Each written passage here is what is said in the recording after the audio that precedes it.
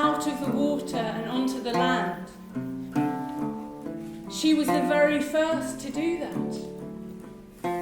And scientists say that she did it 380 million years ago.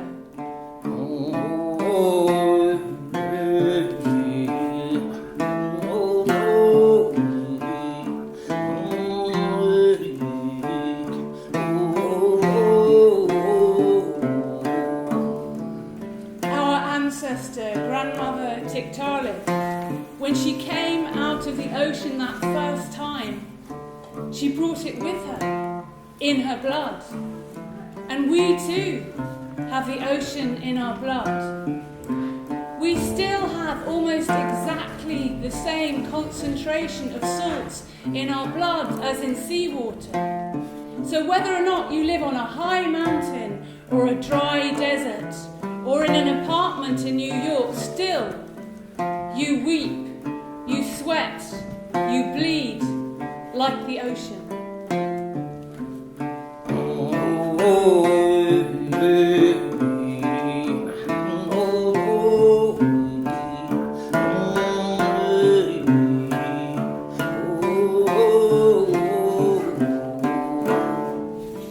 We begin in water. The fishy sperm meets its egg in water. And whether or not you are a baby wolf, or a baby fish, or a baby human, we begin in water.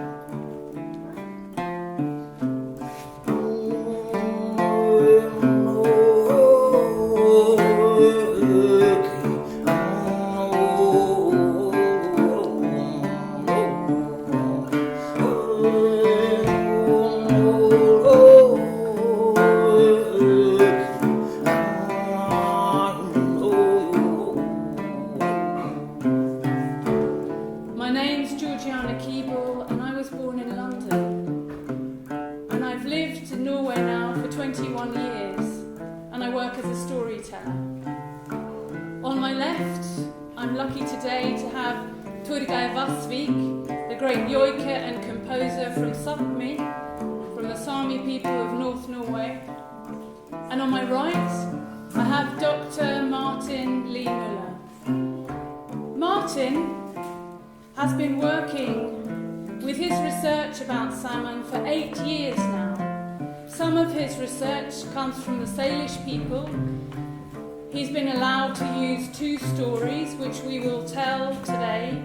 And if anyone has any comments about that or anything, we'd welcome that at the end of the show. I'd just like to say that we're here in Sointula because of one woman.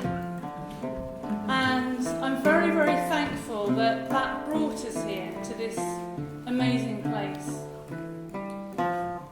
Well, Martin, as I say, he's been doing this research. He's made his book, Being Salmon, Being Human, that's just come out. And that's what this show is based on. But to be perfectly honest, I think all this research is driving him a bit crazy. Sometimes he starts speaking as if he's a fish.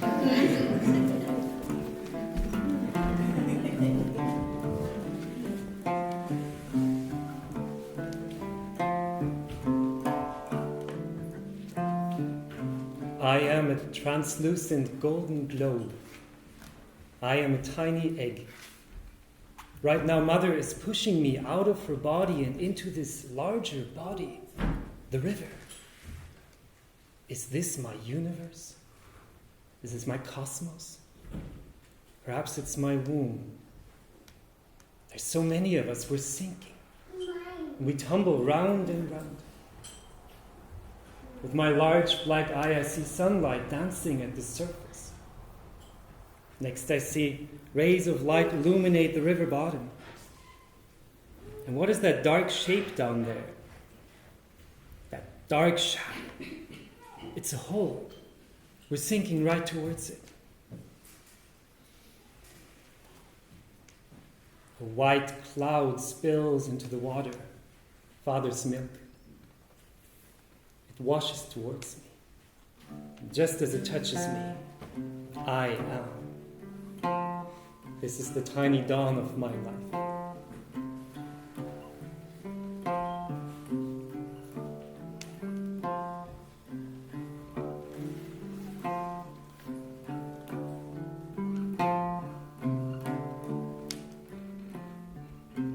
monster comes crashing down. Suddenly there are bubbles and foam everywhere, and this huge beak, a seagull. Already she has devoured many of my sisters and brothers. What just happened?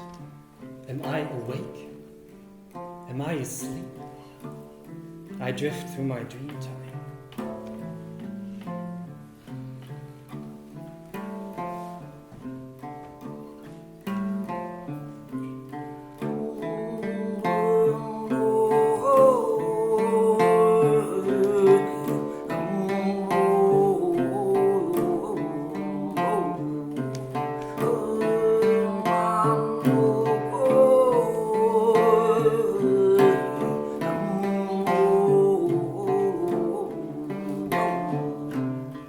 Less than one day to complete my first mini migration. I had consumed nearly all that was left inside my yolk sack, Mother's parting gift to me before she died. Every day I watched as it shrank and shrank, and one day it was just gone. I felt so hungry. What should I do? I couldn't stay down here. I had to go to the outermost edge of my known world. I had to swim to the surface. So I left my gravel bed and I kicked, and I kicked, and I felt so heavy. But just as I reached the surface, I opened my mouth and swallowed air. I sensed how it gathered up inside of me and made me buoyant, weightless, able to fly in water, ready to hunt.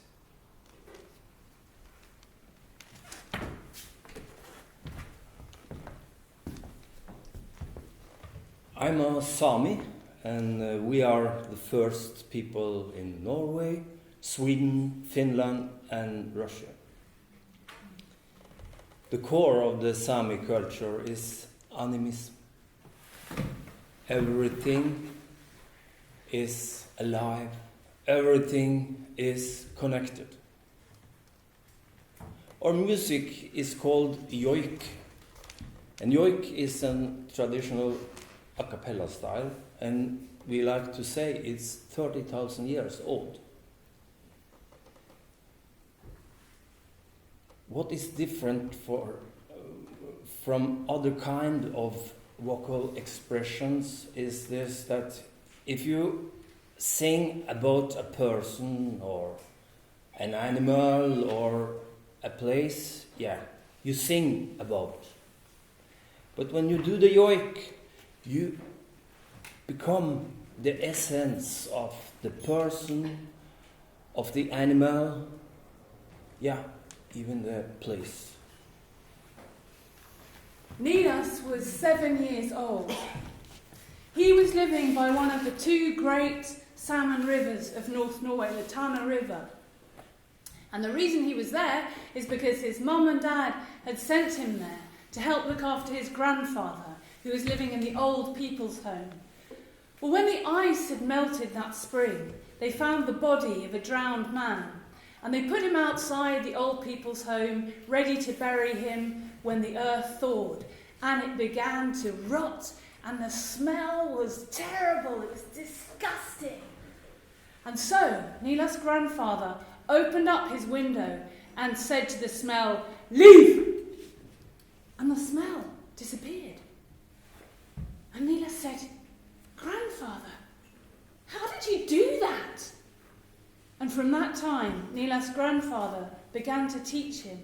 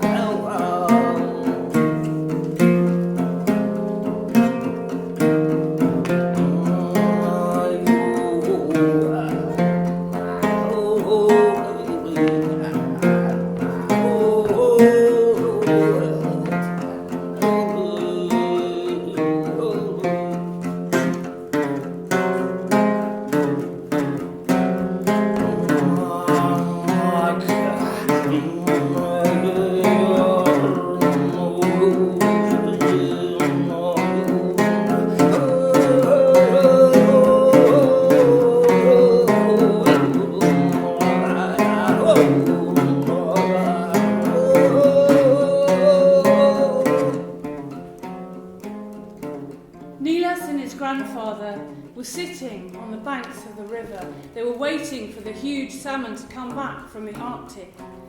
Grandparents and grandchildren have always sat by that river. They sat there together. They've watched great clumps of ice floating by. They've watched seagulls diving down and snatching up small fry. They've sat and they've mended their nets and they've whispered to each other and they've played games and they've sung. And in that way, the knowledge has passed down the generations. Nilas, said his grandfather, soon it's the time for the salmon fishing. You know, we Samis, we have been fishing like this for 7,000 years with these poles here, and you can help. Go and get some rocks, and that will help to keep the poles in place because the river is strong. And then the nets will be up from Monday to Thursday, and they must be taken down, Nilas, so that the salmon can go up and spawn and make their children a new generation. Well, Nilas and his grandfather sat together and exchanged about many things, and he said, you know, we have, my grandson, over 1,000 words in Sami for fishing. Bivdit, have you heard that word? You know what it means, not just fishing. It means that the fisherman makes contact in his mind with the fish and asks them, is it okay that I fish you today, that you come into my net to feed my people? Bivdit.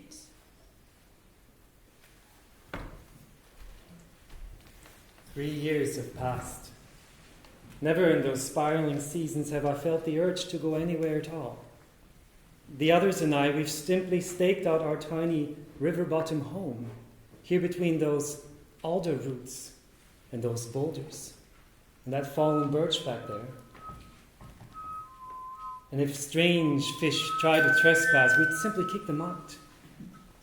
The larvae and the flies and the mosquitoes that fell on the surface, they were ours to eat. We ate. We ate, and I suppose we were happy. But something's different tonight. The night is so black. It's the night of the new moon. The spring flood is making the river bodies swell around us. The temperature is rising in the water. The temperature is rising in my blood. It's as if the air and the water speak to me. What do they say? It's time. It's time to journey. And I simply give up resisting the current. Water spills through my gills, I breathe, and I drift backwards. And already my home has disappeared in the dark. Many others like me come and join me. Never have so many of us been so close. We form a larger body, a seeing and smelling and breathing cloud. There are no more root tangles here to swim into for cover, no more boulders to hide behind. This cloud of 100 pairs of eyes is our only refuge. And the nights come and go.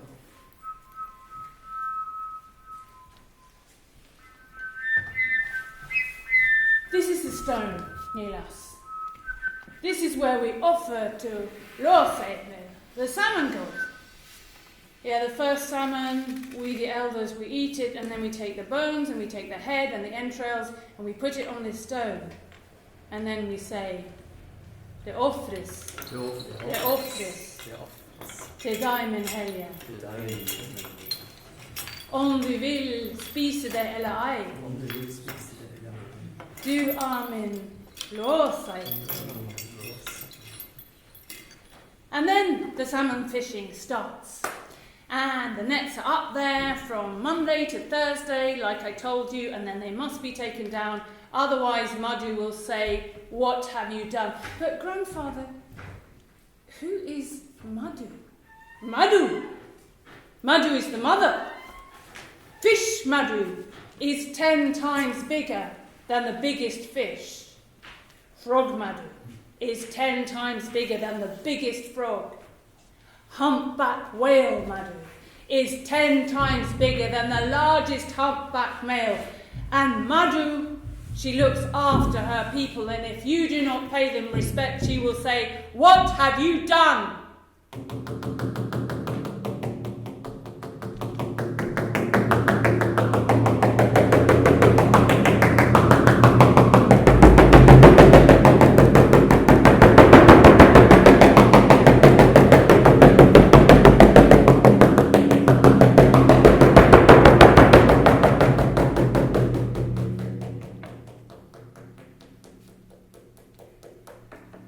Nights come and go.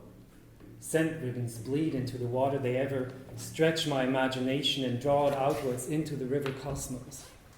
They ever challenge and deepen my intelligence. Scent ribbons are my umbilical cord. They bind me back to the bend in the river where I first emerged from the gravel. Even though I'm so far away now, even though I'm so anxious now and impatient to journey out and out.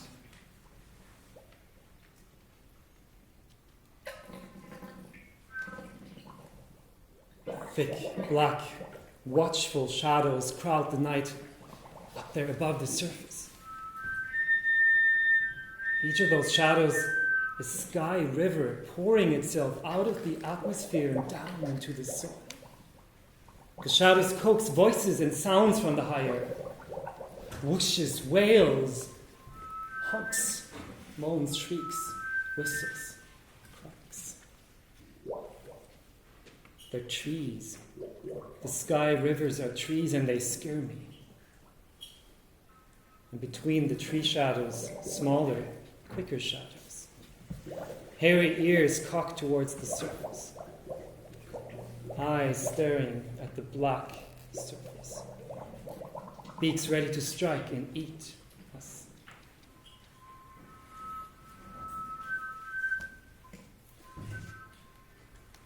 One day a scent floods my awareness. A taste inundates my tongue. It's like nothing I've ever tasted before. It's salt. Salt.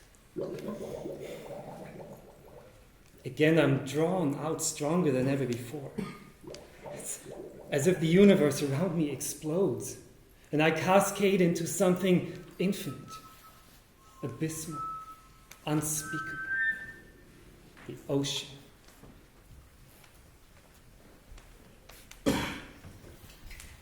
Nilas's grandfather had moved on.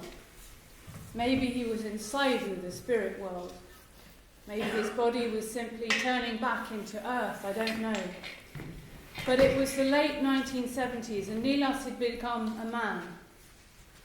At that time, they were about to dam the second great salmon river of North Norway, the Alta River. And people had gathered from all over Norway.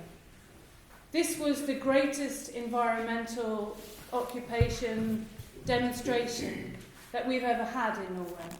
And Samis had come and Norwegians had come, and Nilas was there, and he was very active. And he was going to bomb a bridge that was bringing supplies for the police. And he was passionate, and he was young, and he was impatient, and he detonated the bomb too soon. And he lost his arm, and he lost his eye. He was hounded by the police. His hospital bed was cordoned off and surrounded, but somehow, with just one arm and one eye, he managed to escape. A friend drove him over the border into Sweden, and he flew here to Canada. He was welcomed by 7 First Nations adopted as their son. And of course, they had to teach him about fishing. And he remembered his grandfather. They said, Nilas, they said, you know, when you're fishing the salmon, you have to leave holes in the nets. Holes, allow them to go through so they can spawn and make the new generation. And, well, what we like to do when we're doing that is just to relax, and that's the time for music, a bit of storytelling.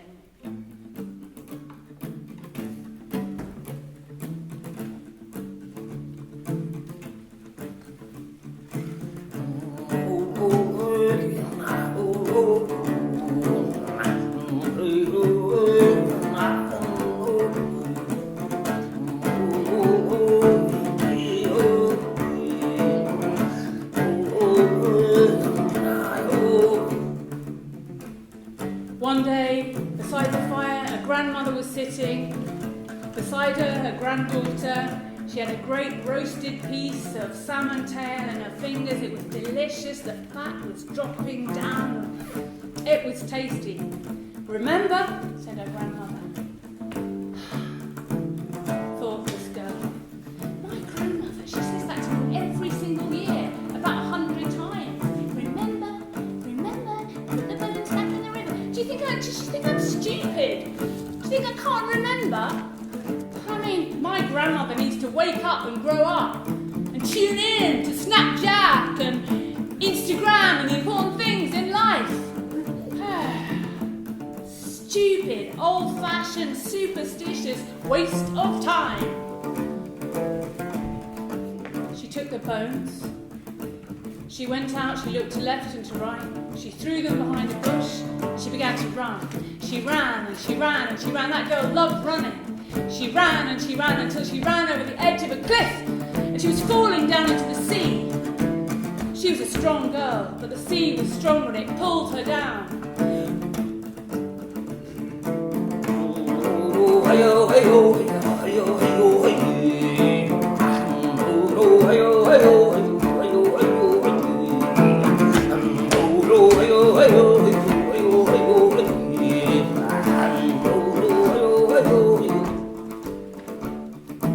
The girl suddenly felt little mouths all over her body. She opened her eyes. There was fish nibbling at her skin. They nibbled through her neck. 2 gills. She could breathe.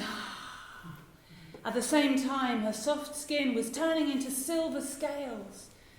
At the same time, her arms were shrinking in and becoming fins. At the same time, the dorsal fin was cracking through her spine.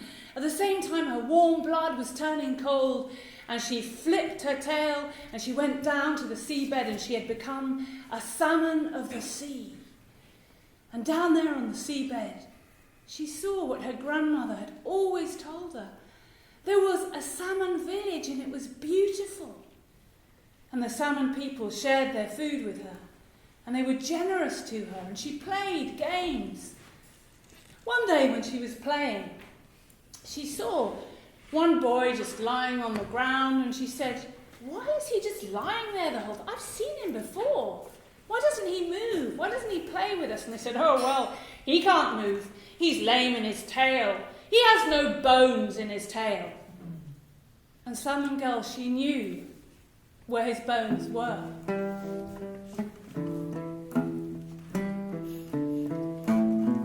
And they left. And they went north. And they swam up to the Arctic. And there she saw many wonders. Dolphins playing. She heard a whale calling over half the world. And she ate and she ate and she grew strong. And 3 years passed. And at last, suddenly one day she felt, it's time to go home. And the other fish, well, they felt the same thing, because they all began to move back over the ocean. And they moved down until they came to their first river. They tasted it. They entered it. And as they were moving up the river, she saw 2 huge fish, strange-looking fish. She began to move towards them. The others said, "No, don't go near to them. They are diseased. You'll catch it. They are the ghost fish. You can't help them. Move on. And so she moved on up the river. And then she saw 2 great, hairy, dark legs. And she knew whose legs they were. the great fisherman, the bear.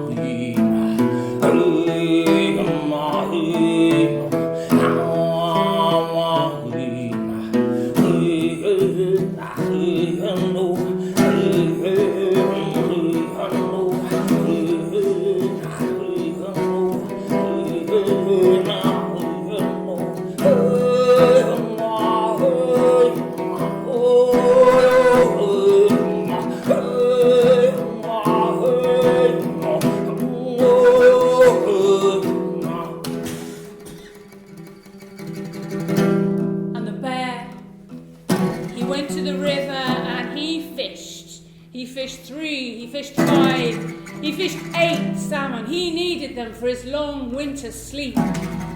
All that fat. And then he went into the forest. He's also known as the king of the forest. And there in the forest he did a big poo. I mean, it was beautiful.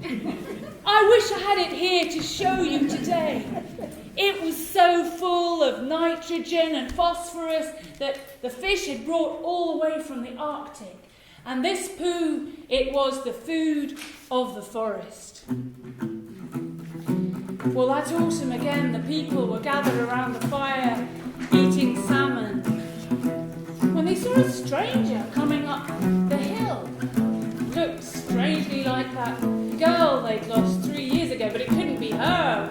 She was so tall and strong. Yes, she said, it is me, Salmon Girl. I have been living with the salmon for 3 years now, and they have treated me so well and so generously, even though I betrayed them. And we would do well, my people, to show the salmon the same respect that they show to us. And the elders, they were so happy. They knew that the understanding of nature had passed on to a new generation.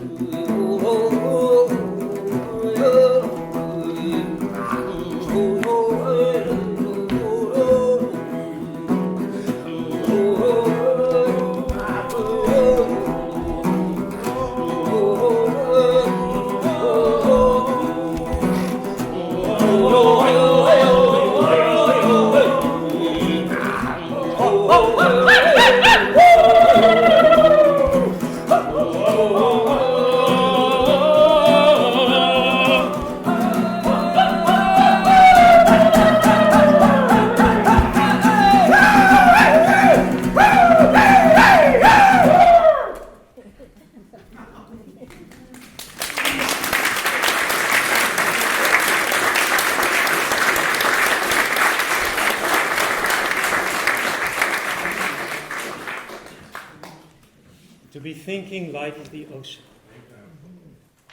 To be the ocean thinking itself within me. Here I am journeying and breathless, alongside all my ancestors, all those who came before me. It is up to me now to gift forward this life I carry, this responsibility, this joy, this mystery. For how long have we been journeying, riding these great northern ocean currents? We have seen ice ages come and go. Great white tongues lick their way from the never-ending darkness in the north. They crushed islands, forests, rivers. They pulverized my ancestors' birthplaces.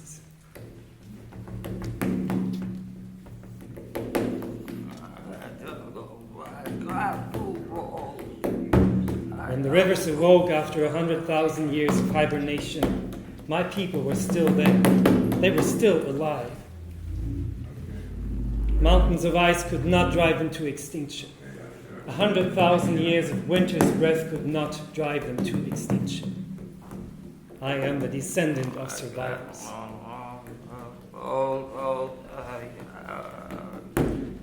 Sometimes I hear voices. They speak to me. They ask me questions. How do you do it, they ask. How do you navigate thousands of kilometers of uncharted seascape? Your mother and father never lived to show you the way. Who are your teachers? Who are your elders? Whom do you turn to for guidance? When there is so much you don't know. You don't know anything about the deep core of the planet, about pressure so extreme that molten iron will crystallize into a solid mass. Or do you? Do you know about an ocean of boiling and rolling and swelling iron further out that never stops following the planet's rotation? Do you know about delicate magnetic bands that weave themselves from these unspeakable tensions and outlets towards the North Pole, towards the South Pole, and round this big belly water planet? You cannot know all this. Or can you? Or can I? I too have iron crystals in my skin, magnetite. The planet and I, we align ourselves with one another. We tune into one another. To align myself with true north is to sense a faint shudder of recognition pass through me, a chill of embodiment. Planet and I, we beckon to one another. We strive to hear. We respond. My elders, who are you? You're the ancient minerals. You're the molten rock. You're the moon's irresistible pull on my body. You're the sun's path overhead. You're the storm clouds. You're the starry skies.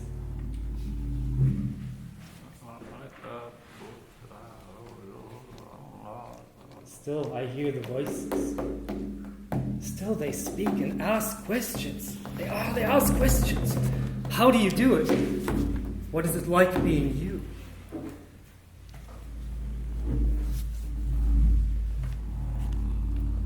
How thin the air ocean above must be compared to my water ocean. Sound travels so much faster down here than it does up there. For me to simply be awash in this water is to be awash in a constant state of full-bodied listening. I need no elaborate ears to amplify sound. Small hair all across my skin bend under the sundry songs of the sea. I'm all ears. I listen. I hear.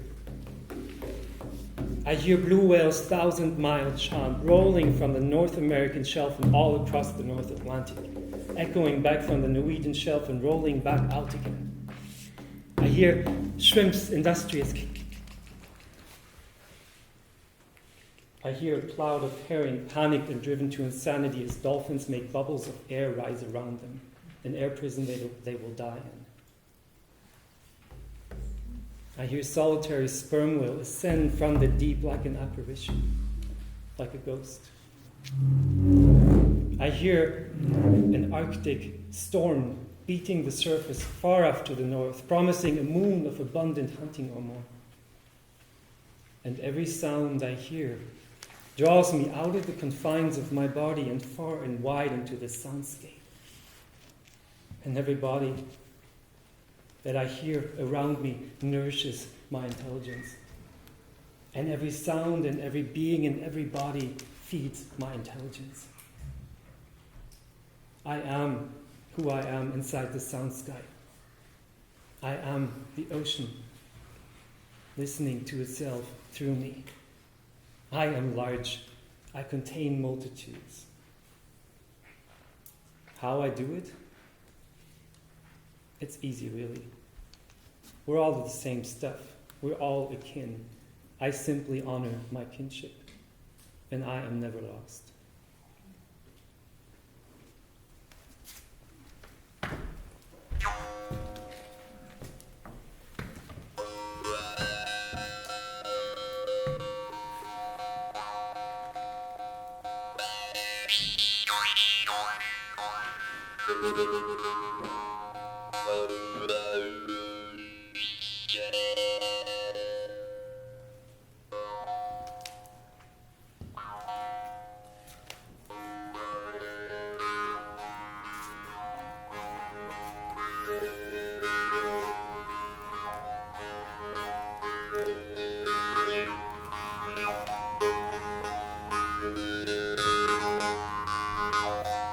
On the west coast of Norway, there once lived two brothers, a fat brother and a thin brother. And one night they were drinking hjemmebrent, which is strong, home-brewed Norwegian liquor, and it was very good. And they were drinking, and the thin brother said, "Bror, jeg så drittlei av fisking. Fiske. I can't be bothered to go fishing anymore." "Well," said the fat brother, "I can go fishing." So the next day, the fat brother put on his warm woolen underclothes, he put on his thick overalls, his rain clothes, and he was out. The fact was, he loved fishing. He loved that feeling of being buffeted by the storms. He loved the ever-changing sky and the wild fish coming into his net.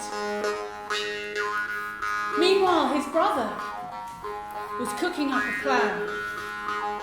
He wanted to make magic. He didn't want to have to bother with fishing anymore. He wanted to make a magic spell, not the old-fashioned magic of old ladies and witches, but a modern scientific magic. He went to the University of Bergen. He began to meet with scientists. They were cooking up a scientific sorcery. And it began to happen. In the late 1960s, in Norway, it began to happen. Magic fishing nets began to spring up all along the coast, bubbling with fish. And the fat brother said, "How did you do that?" "Well, that is magic. I mean, did you use a magic word, or do you know how to stop it?" Said the thin brother, "Why would I want to stop it? I mean, this is something for nothing. This is going to feed the world. This is like the new oil for Norway. This is the salmon fairy tale." "Right," said the fat brother, "but I mean, to me, it just looks like a hell of a lot of meat." "Oh no," said the thin brother. "We don't call it meat. That's such a raw, old-fashioned, unscientific word. No. We call it biomass. Biomass."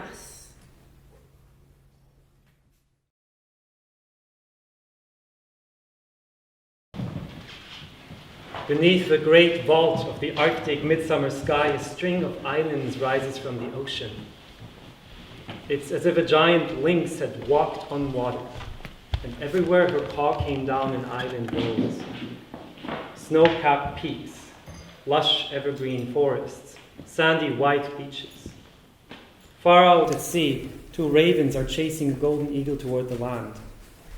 The wind is howling. A family of killer whales or orcas is tail-slapping and splashing in the white foam.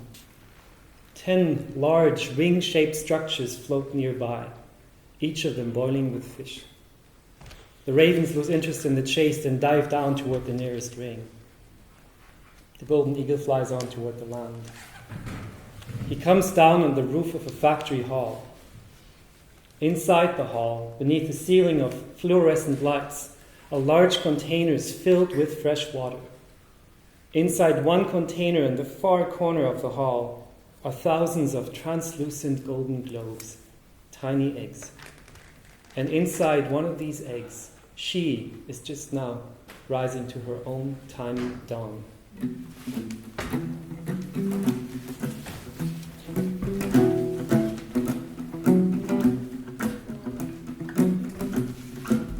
I'm a little salmon egg.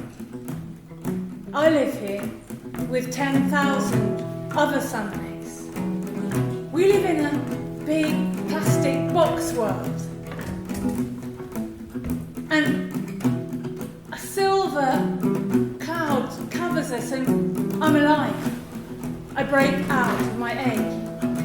I eat the yolk and I know what to do. I shoot up to the surface and I breathe in and it fills my swim bladder. I'm a fish. I can swim. There are loads of other little fish here. I'm getting to know them. Some of them I kind of like, some of them I kind of hate.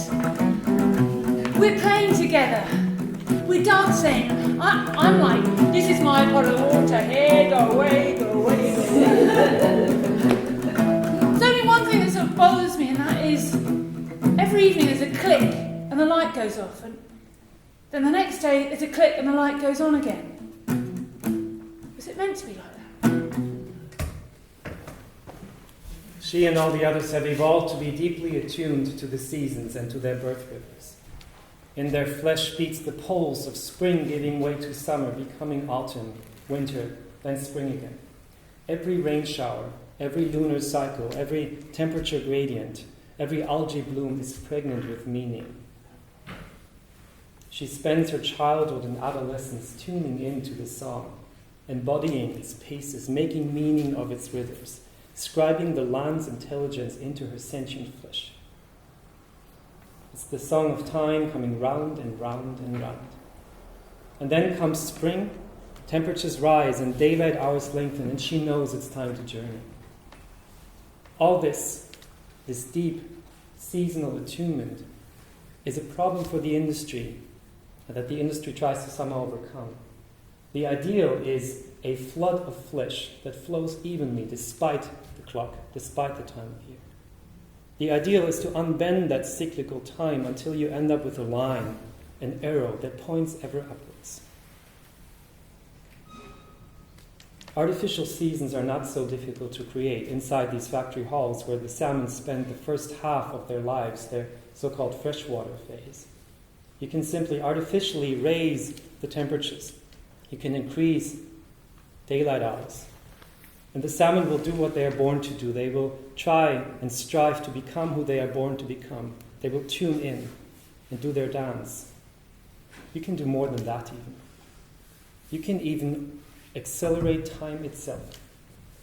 Whoever said a day has to have 24 hours? Why ever take that for granted? Why not 23?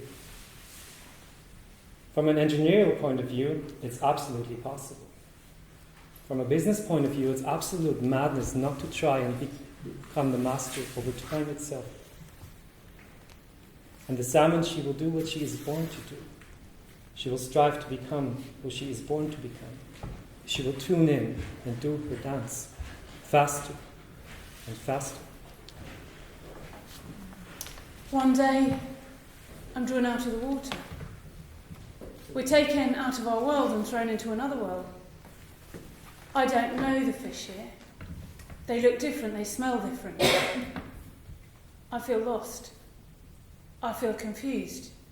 Maybe everything I thought that I was building with those fish was just some kind of dream.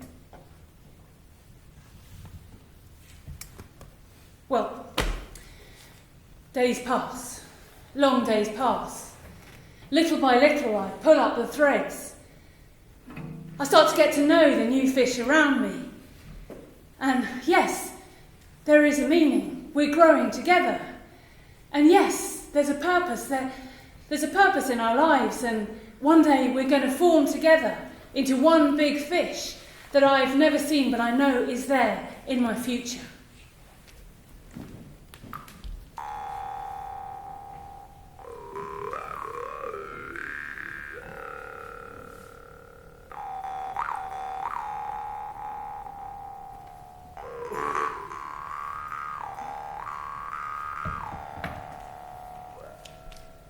She and the others are also social creatures. Imagine that. They're social creatures. Out in the rivers, they build homes together. If strangers trespass, they will kick them out, as we already heard. They will strive to establish their place in a fluid social web. In many ways, they can't help trying to establish their place. Even when empty plastic tanks offer no root tangles, no boulders, no gravel bed to swim into for cover and help structure their life world. Even when they never see a waxing or waning moon inside factory halls, even when daylight clicks on and off from fluorescent lights rather than moving overhead in meaningful patterns, they will still try to gather meaning from scattered hints, poorer, disconnected, haphazard, but still a kind of meaning. They can't help trying to look for meaning, and the industry can't help treating them as biomass. Inside the industry's metaphysic, she and the others are not individuals. They're not social actors, they're raw material.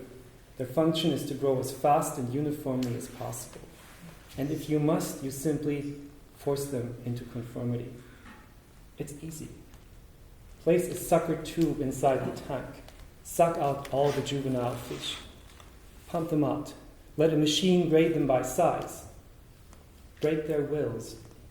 Deny their personalities. Create a dazed and confused mass. Annihilate their inner lives. Pump the large ones into one container, the small ones into another container. Faster and faster.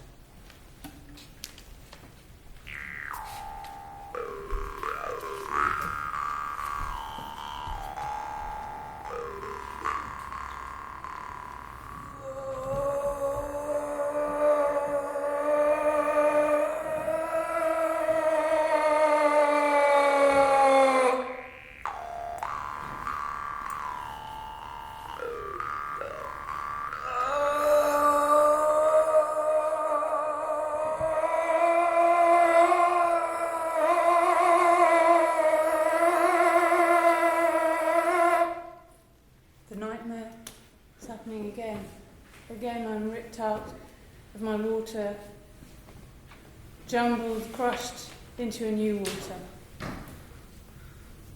It smells different, it tastes different. I understand now. This lack of connection, this is reality. That other feeling, that was just some kind of fairy tale. But there is a moon up there. I can feel it, even though I've never seen it. It pulls gently on my flesh. I can't stop eating. I'm so hungry. I'm growing fast, I'm growing too fast. It feels like my heart's squashed. My bones are not keeping up. They're just pressing against my flesh.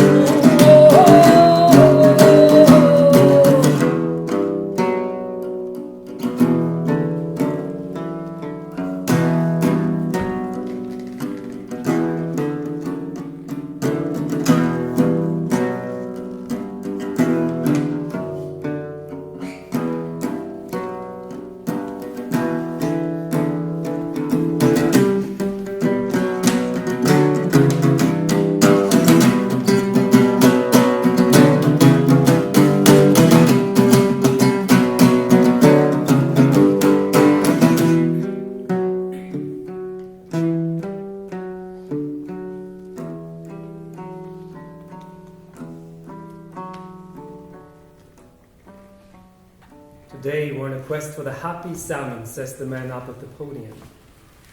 He's the administrative director of Marine Harvest Norway. And right now he's giving the keynote speech at a large conference on the future of the Norwegian salmon farming industry. And he says, the secret behind this spectacularly successful industry, which we call the salmon fairy tale, as you all know, the secret behind our industry are these tiny red eggs. And just at that moment, a large egg appears on a screen behind him. And he says, right now we produce about 400 million of these eggs in Norway, give or take. That's 1 million tons of biomass every year. We are the world leader of the global blue revolution, by far, by far. It's 12 million meals a day. And then he continues talking about the growth rates. Within the next human generation, the Norwegian government has mandated that these numbers will grow 5-fold. That's official policy in Norway right now. After a while, a woman takes the podium, and she's the senior researcher at a small biotechnology institute at the University of Ås, which is just outside Oslo, where all three of us live. And she says, let's play a game, she says. We want to play a game with you. There's a reason for why we convened you all here. Look around you, there's over 1,000 people in this large auditorium. There's a reason why we convened you all here in this place. This is Rika Hell Hotel in Trondheim, as you all know. The largest conference center in the country. And we want you to understand something, because we are on a quest for the happy salmon. On the count of 3, let's all hold our breaths. All right? I'll count. 1, 2, 3. Hold your breaths now. Go ahead, hold your breaths if you'd like. And now you can keep breathing, because now you have gills on your neck and you're salmon. You're one of 200,000 salmon still in Rika Hell Hotel. Because it so happens, and here's our secret, it so happens that this hotel, all the auditoriums taken together, all the 600 rooms taken together, correspond to the volume of your average salmon pen out in the ocean. 200,000 salmon sounds like a whole lot of fish in a little space. Well, it's not. All of you together are just 3% of the overall volume of this. Look around you, there's so much space to swim around in and be happy salmon. I need drink.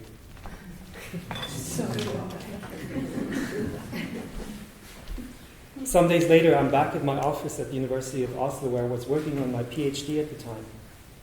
And I go through my notes again from the conference and come back to the metaphor of 200,000 happy salmon swimming around in this large pen with so much open space. But I asked myself that days, how many people, how many human beings would I need to invite to Rika Hell Hotel in Trondheim to fill it with 3% human biomass? In other words, just simply exchange humans with salmon. Do you get that? Turns out the equations are fairly easy. A number pops up on my screen. It's 30,434 people. That's 60 people for every bed. Not for a day. Not for a holiday. For a lifetime. 30,434 people. Happy people. Swimming round and round and round.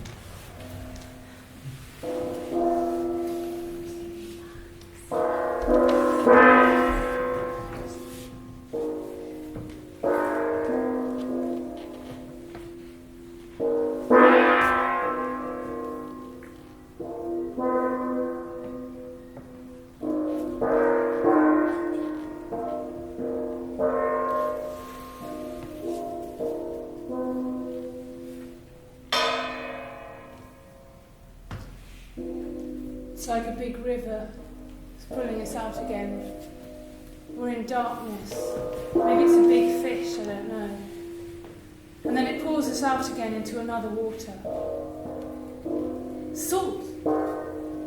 I never knew such such a water was possible. What a beautiful taste. This is it. This is the water I've been waiting for. This is the place that I'm going to swim over a far distance, and I'm going round and round in this lovely water, and I'm going to find a way out, and I can feel a direction. I know the direction, so it's just a case of finding a way out. And it won't be long until I do, and we can move. We can go on the journey that we've been waiting to go on. I'm finding it hard to keep myself together here. I just keep eating and eating. I don't like the taste of this food. Was it meant to taste like this? I don't like the smell. Was it meant to smell like this? It smells like shit. It is shit. I'm eating shit. The shit of the 200,000 other salmon that I'm sharing this hell hotel with.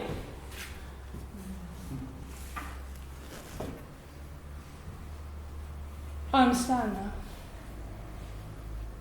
There is no way out. I'll never know what it means to be together with the other fish like I long for. I'll never know what it means to travel. When we die, our bodies will get cut up, wrapped in plastic and flown over the world, but I won't travel north. Well, I'm finding a new meaning. I put my nose up against the net, and I see my brothers and sisters are doing the same thing. Many of them are blind. Many of them are deformed. Maybe I am myself. That's sort of what it feels like. But this is our meaning now. We put our noses up against the net, dreaming.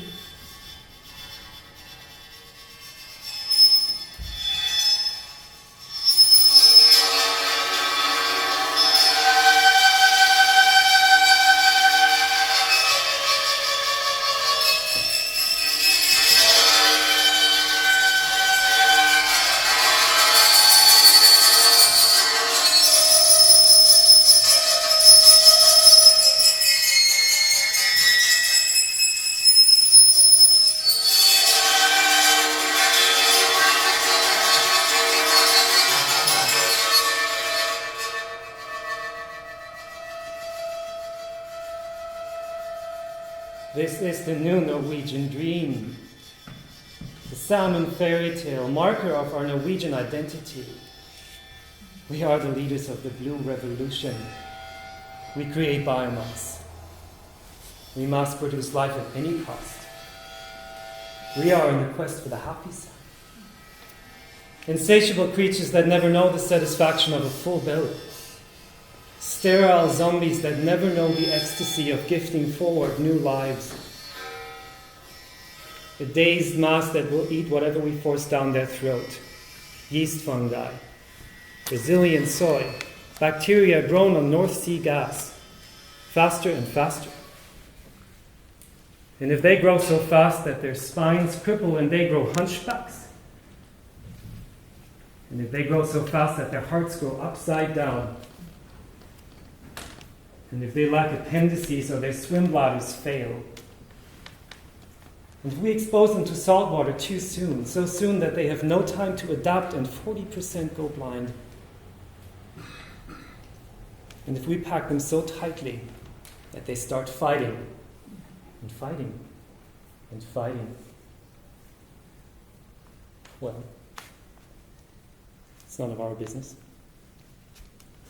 It is none of our business. It's just business. Faster and faster.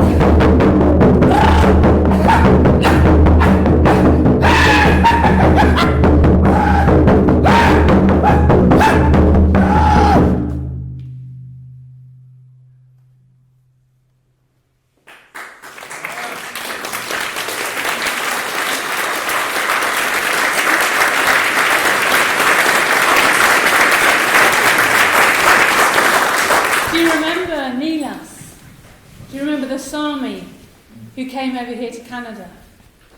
Well, now he stayed here for a few years and then he went back home, and now he lives by the Tana River where he grew up. And he's become a politician, a filmmaker, spiritual leader, a father.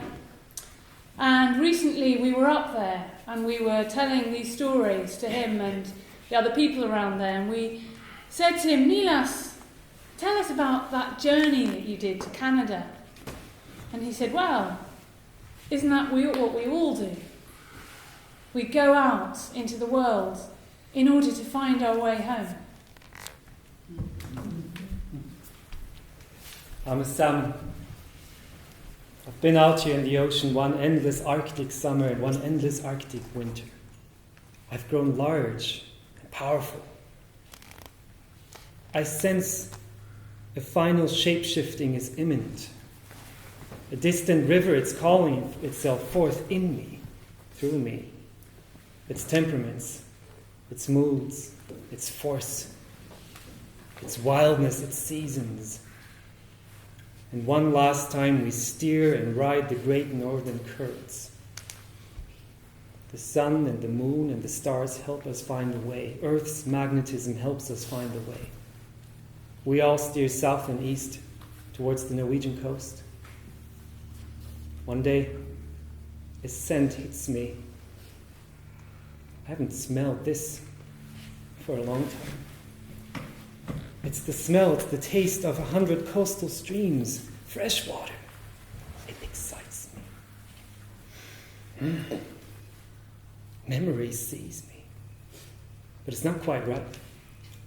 We keep following the coast south. We search. Every time we come to a fjord or an estuary or a stream, it can happen. But still none of the smells are quite right.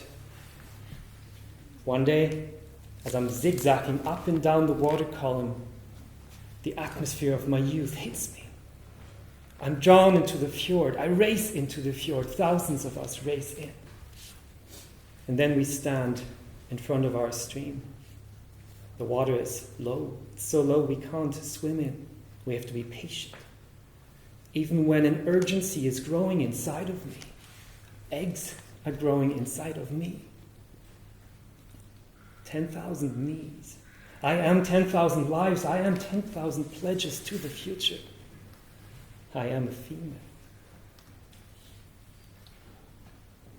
Rainfalls are making the river swell and we can finally swim. We stop eating, we stop drinking, and nothing stops us now. Not waterfalls, not fish hooks, not weirs, not otter or fox or raven. The scent ribbons guide us. And then we're back by the bend in the river. I see the alder roots, I see the boulders. I see the root tangles and the fallen birches there too. I see how the large males are fighting. Their fury excites me. I start digging. With my powerful tail, I lean sideways and I scoop up dirt from the gravel bed. Even when my skin peels off me, even when I bleed into the river, even when I smell rotting bodies all around me, I dig one hole after the other. And every time I finish a hole, I lower my tail and over it. Just then he comes dashing towards me. He lines up with me, he touches me. And I shiver. And all suffering fades. The starvation, the fatigue, the dying around me. I shudder. And eggs spill from me and into the river. He shudders, and his milk washes into the water. Just as it touches the eggs, they are. This is the tiny dawn of those who come after us. But what about me? In some sense, my final journey is still not complete. I'm still shape-shifting. I'm lying on a sandy beach, halfway above the water, halfway below. Flies are tearing chunks of flesh out of me. Is that a fox? Perhaps it's a badger over there by the forest edge. My senses are fading. Colors blur, become vague. Sounds blur and become vague. I try slapping my tail. It just lies there. It is as it is. I have done what was in my power to make sure that this journey will not end with me.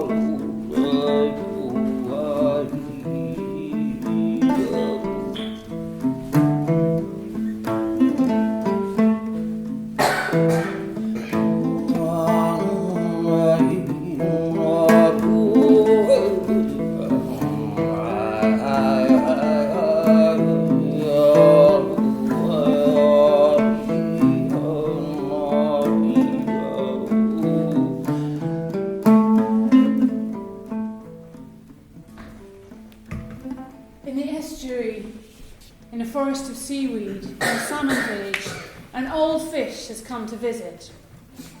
She says, "You know, my children, above this world there is another world. The people out there are quite strange. They have no gills, they have no tails, but they are people nonetheless. And this is a story about our people and their people. Once, in the beginning, the Maker was lonely. So lonely that he sang the world. He sang all the creatures of the sea and of the air and the wind and the earth. And he gave each one of them its own voice. And he gave and he gave. And there was no hunger. And there was no misery or cold. No death. Life was perfect. Too perfect. Everyone became bored. They stopped singing their song. They started taunting each other. You know, my scales are just so much better than yours. Oh, well, I mean, I can fly. Are you down there? I can soar up in the air. Who would want to fly up there? Up in the rain? Oh, no. I can burrow down into the earth. It's much better. But I've got long teeth, really sharp teeth. I'm going to tear you into shreds, into pieces, and the abuse and the monstrosity got worse and worse and worse. And the Maker felt alone again. So he brought hunger, he brought cold, he brought misery, he brought death.